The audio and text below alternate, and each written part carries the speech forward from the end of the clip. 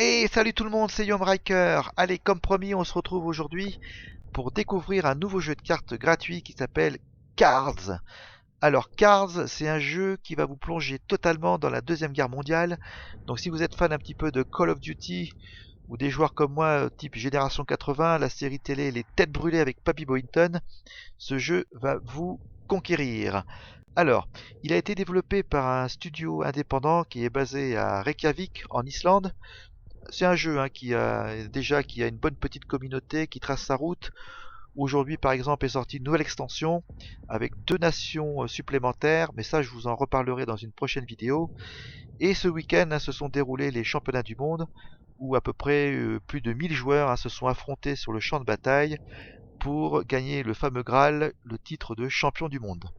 Allez, sans plus attendre, on enfile les bottes, on met le casque et on retrouve le champ de bataille pour découvrir ce jeu qui est très intéressant.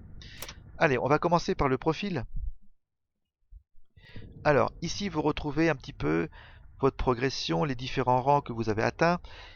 D'abord, les armées, vous avez les Russes, les Allemands, les Anglais, les Américains et les Japonais. Ici, les différents rangs. Alors, vous commencez par le rang le plus bas, c'est Private.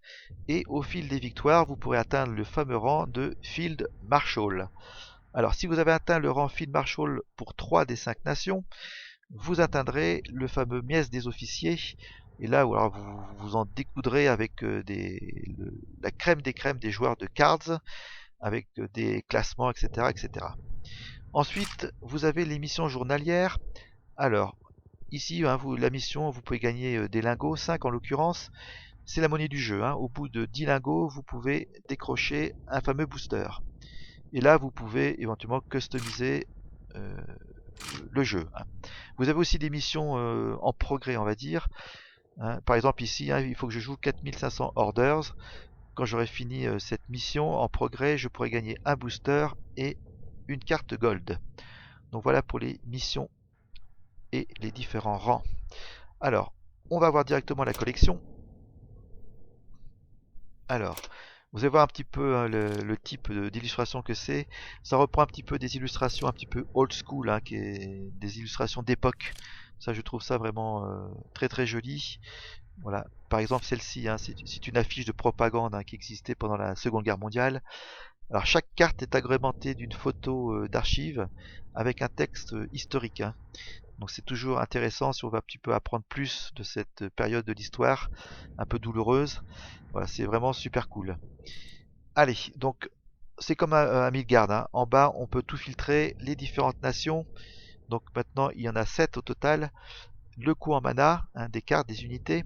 Et en haut, le type de carte. Alors, vous avez l'infanterie. On va retrouver ici tous les soldats. Ensuite, l'artillerie, les différents canons, les tanks. Alors, l'aviation, on va commencer par les bombardiers et les chasseurs. Donc si vous allez par exemple dans la nation États-Unis, vous retrouverez le fameux corsaire de Papy Boyington dans la série Les Têtes Brûlées, la série légendaire des années 80. Ensuite vous avez les ordres, ce sont les éphémères, et pour terminer, nous avons les contres. Donc voilà un petit peu toutes les différentes types de cartes qu'on peut retrouver. Alors les nations, en commençant par les Allemands, c'est une nation qui est un petit peu équilibrée, on peut faire un petit peu tout faire. Il y a de très bons tanks, des avions, voilà, les Stuka, les fameux Stuka. Au niveau de l'infanterie, ça tient la route. C'est vraiment une nation polyvalente.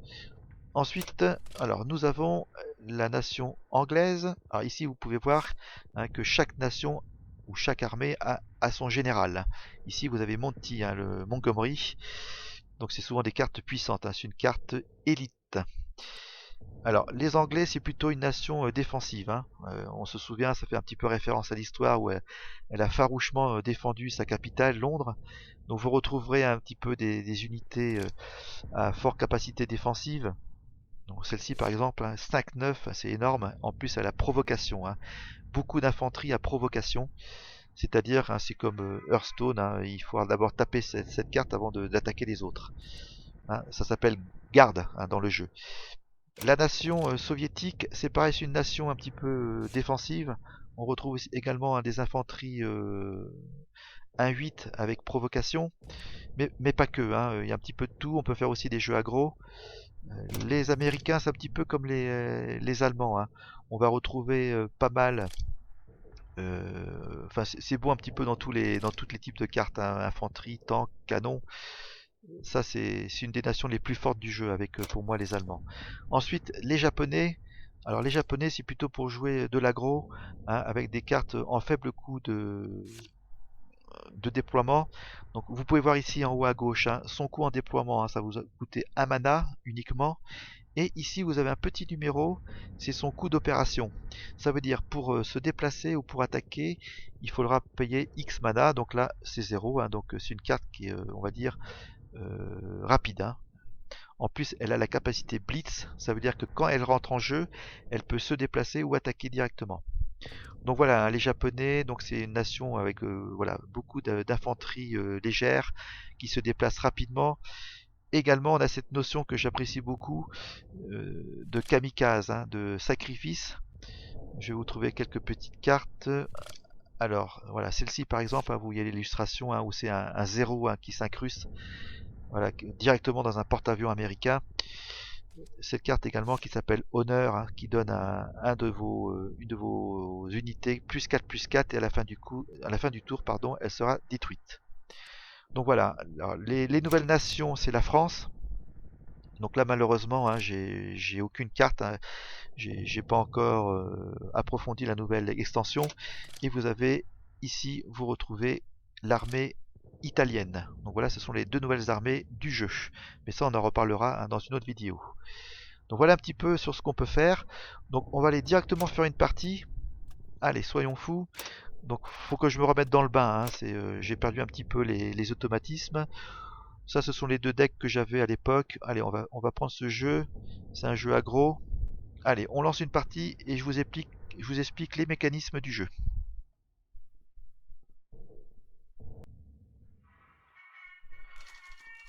Donc voilà, c'est parti. Donc là, vous pouvez apprécier également la musique d'ambiance et les différents bruitages qu'il va y avoir. Donc ça, c'est ma main de départ. On peut faire un mulligan, on peut défausser les cartes que l'on souhaite. Allez, on va défausser uniquement celle-ci. C'est parti. Donc là, vous pouvez voir, vous avez les deux headquarters, le mien à 20 points de vie et le sien, l'armée russe, en face. Alors, donc là, vous pouvez voir qu'ils jouent en allié les Américains. C'est un jeu russe-américain. Alors, en bas à gauche, vous avez le mana. Donc à chaque tour, vous allez gagner un mana. Donc là, je vais poser une carte sur ma ligne de support. Donc je pose cette infanterie russe. Donc ça, c'est la ligne de support, hein. Donc là, vous pouvez voir que l'unité ennemie vient de prendre d'assaut la ligne de front. Donc à partir de là, au prochain tour, il pourra directement attaquer ma créature ou mon headquarters. Alors, maintenant j'ai 2 mana. Donc c'est déjà une 3-4, hein. Au bout de 2 tours, c'est quand même assez fort, hein. Alors qu'est-ce qu'on peut jouer? Alors, je vais jouer ce tank qui a Blitz, mais je vais pas attaquer tout de suite la créature, hein. Je préfère faire fin de tour. Donc là, vous pouvez voir, hein, le chiffre qui reste ici, hein, c'est le coût d'opération, hein. Donc ce tank, il a 0 coût d'opération.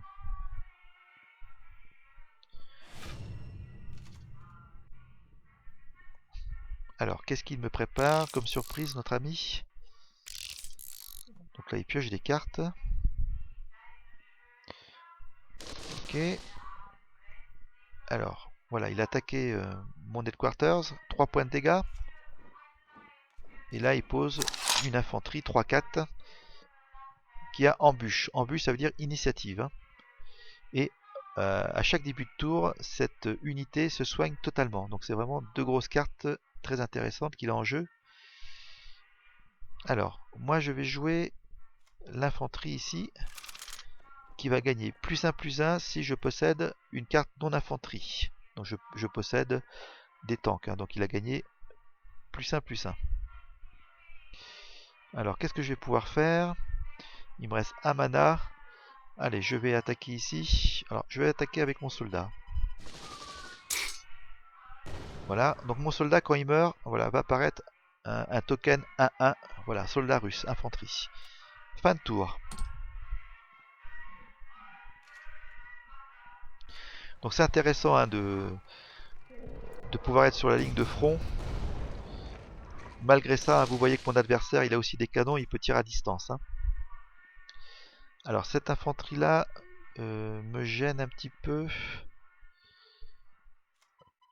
Voilà, je vais faire 3 points de dégâts sur cette infanterie. En jouant cet éphémère, hein, vous pouvez apprécier un petit peu le bruit des bombardements.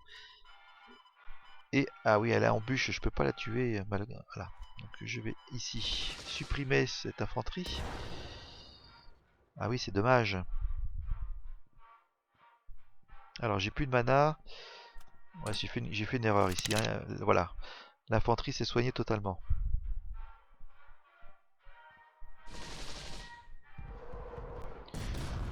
Donc voilà, là il arrose. Hein.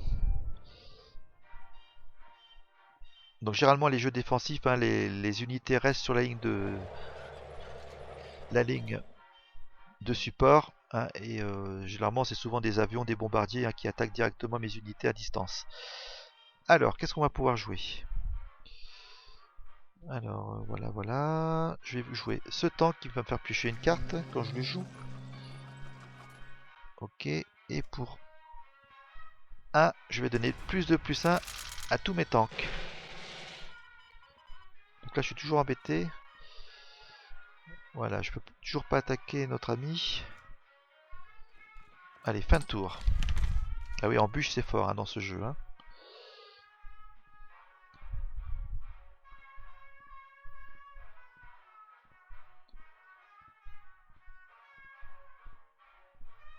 Alors, est-ce qu'il va avancer sur la ligne de front avec son tank?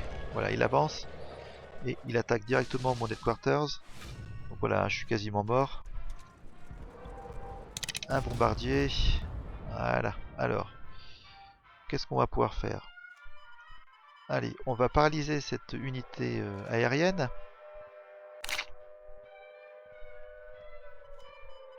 Ah, ici, je détruis son tank. Voilà, le mien aussi. Allez, je déploie ce fameux tank. Voilà. Et je vais demander à cette unité de retourner sur la ligne, de faire retraite. J'avance mon tank ici et je vais attaquer son canon. Voilà, il me reste... Voilà, je vais prendre maintenant d'assaut la ligne de front. Hop. Je vais attaquer son headquarters. Et voilà, je fais fin de tour. Donc là, son bombardier est paralysé, il va pas pouvoir m'attaquer. J'ai l'avantage sur les lignes de front. Alors, est-ce que j'ai un petit peu de sursis?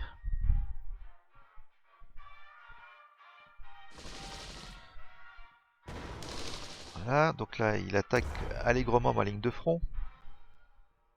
Alors, que va-t-il poser? Ah, il repose cette fameuse créature. Alors, donc là, j'avance. Hein. Je vais pouvoir attaquer ici. Alors, son bombardier va m'embêter. Hein. Il va me tuer avec le... Alors, je préfère, voilà, infliger des dégâts sur le bombardier. Vous pouvez voir que le bombardier ne m'a pas rendu la monnaie de la pièce. Hein. Ensuite, alors, j'avance ici. Il a blitz, hein, donc je peux avancer directement. Je vais jouer un canon. Et puis, c'est tout, hein, parce que voilà, je peux plus rien faire. Alors, est-ce que je vais tenir? Donc, pour qu'il puisse avancer sur la ligne de front, il faut qu'il tue mon tank. Hein. Ok. Voilà, il a tué mon infanterie, mais j'ai récupéré un token. Alors, quelle est cette carte? Ouh, c'est une carte qui est en bûche. Donc ça, c'est fort, hein. Alors, on va avancer ici, sur la ligne de front, pour prendre l'avantage. Je vais jouer cette carte. Voilà, donc, comme je viens de jouer, une inflige 2 points de dégâts directement au quartier général adverse. Je refais la même chose. Il a blitz. Voilà, je vais avancer. Lui, il a pas piste. Normalement, je peux pas avancer. Voilà. Et je vais faire 4 points de dégâts sur son headquarters. Donc je reviens petit à petit. Hein. Fin de tour. La partie est très serrée. Donc voilà, l'unité se soigne en début de tour. Voilà. Donc pareil, je récupère encore un token.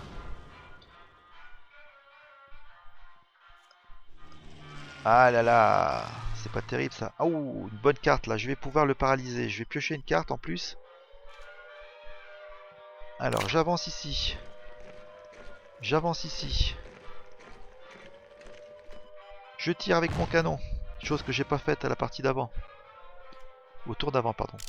Et je joue ce contre, voilà, s'il pose une carte, je lui affiche 3 points de dégâts directement. Donc là, je peux plus rien faire d'autre. Voilà, non. Alors, fin de tour. J'ai fait une erreur avec ce canon, j'aurais pu tuer cette unité.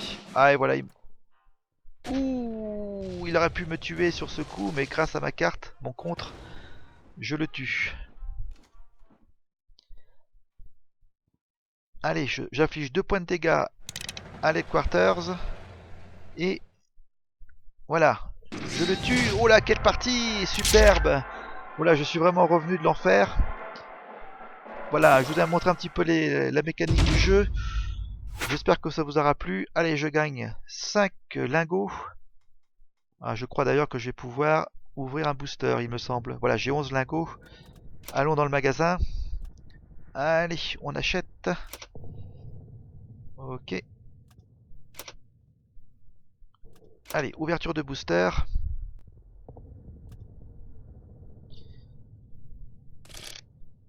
Voilà. Alors, ça, ce sont les cartes japonaises. Une carte russe et des cartes anglaises. Voilà pour le booster. Allez, ça c'est fait. Donc voilà, j'espère que vous aurez apprécié cette vidéo. Je vais pas rentrer plus dans les détails, hein. Je voulais faire une vidéo assez courte. Mais voilà, ça vous donne un petit aperçu sur ce jeu Cars, hein, qui est vraiment intéressant à jouer. Une bonne alternative aux autres jeux existants. Allez, on se quitte là-dessus. Allez, bon vent les amis, à bientôt. Ciao ciao.